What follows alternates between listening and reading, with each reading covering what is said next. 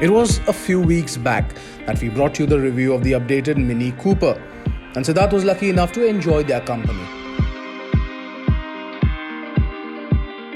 But there was one car that was left behind, and though he drove it, our camera person was way too busy with other shoots.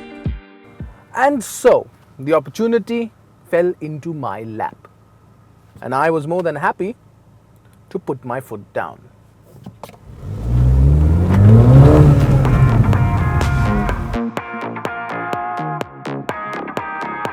Oh yes, it's the hottest of the three variants, the Mini John Cooper Works.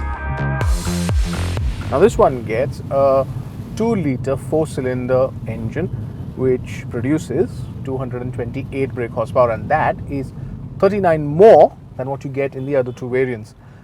But you might feel that that number is less, but nudge the accelerator a bit and you'll know exactly what it feels like. Yeah, that's quick, because 0 to 100 kilometers per hour is done in just 6.1 seconds, and the 320 Newton meters of torque that it has on offer kicks in from as low as 1500 RPM, and it's just so eager to go. There should have been some sort of leash for this one because it's always on the run. And so if you're behind the wheel of this one in traffic conditions, well, you have to be very careful because it's super enthusiastic when it comes to acceleration.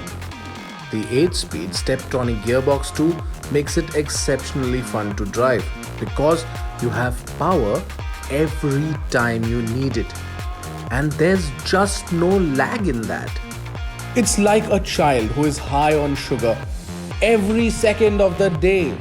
And that's what keeps you on your toes because you have to give it your full attention. The suspension setup is stiff, and because that's so, you feel every small bump the road throws at you. And no, that's not comfortable one bit. Which is why you begin to question it as an everyday car. It's just not.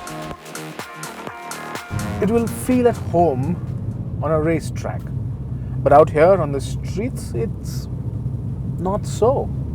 Because all that it has to offer has to be contained.